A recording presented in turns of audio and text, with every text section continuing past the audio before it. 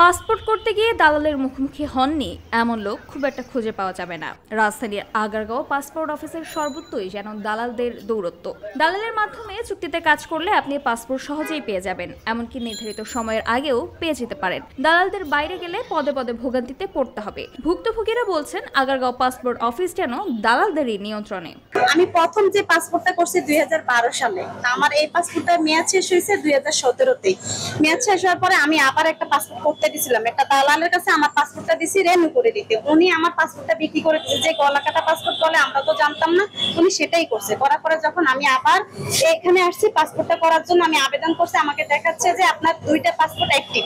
আমার ফিঙ্গারপ্রিন্ট নিছে, তাহলে বলছে যে দুইটা পাসপোর্ট সার্ভারে দেখাচ্ছে দুইটাই অ্যাক্টিভ হয়েছে, এখন একটা কাইটে আমাকে আরেকটা দিবে।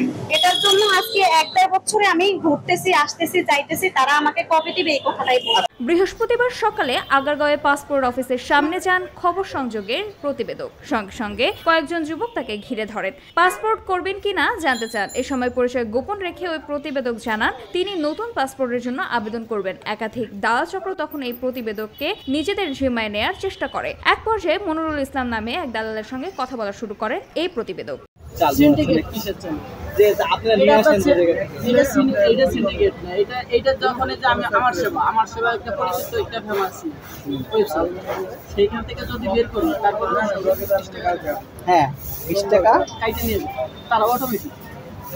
আমার সেবা আপনার কাছ থেকে 20 টাকা কাটে।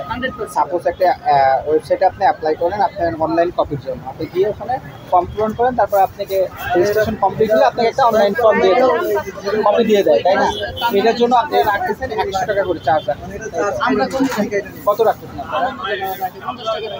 হ্যাঁ, 50 টাকা রাখতেছেন। পরে আজ নয় আগামী সপ্তাহে পাসপোর্ট আবেদন করব এমন তথ্য জানালে সঙ্গে সঙ্গে মানিব্যাগ থেকে একটি কাগজের টুকরো বের করেন। সেখানে তার নাম এবং মোবাইল নম্বর লেখা রয়েছে। দালাল মনিরুল ইসলাম বলেন, আপনি যে কোনো সময় এসে ফোন দিলেই আমি কাজ করে দেব।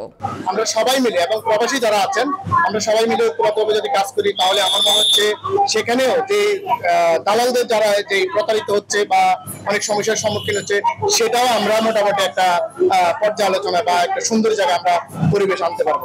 আগারগাঁও পাসপোর্ট অফিসের প্রতিটি পরতে পরতে যেন ঘাপটি মেরে বসে আছে দালাল আর সিন্ডিকেটের চক্র। রহিম শেখ নামে এক ব্যক্তি রিকশা থেকে নামতেই পাসপোর্ট অফিসের পাশে থাকা কম্পিউটার ও ফটোকপির দোকানের মালিক হারুন সরকার ডাকাডাকি শুরু করেন। পরে দোকানে গেলেই দেখা যায় এক পেজের একটি কাগজ প্রিন্ট করতে তাকে গুনতে হচ্ছে 100 টাকা।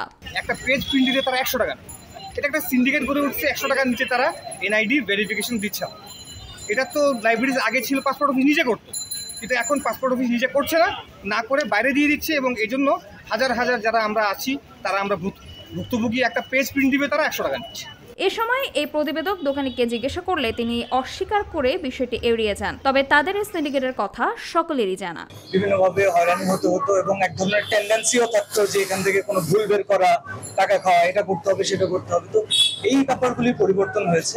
সামিহা তাবাসসুম, খবর সংযোগ।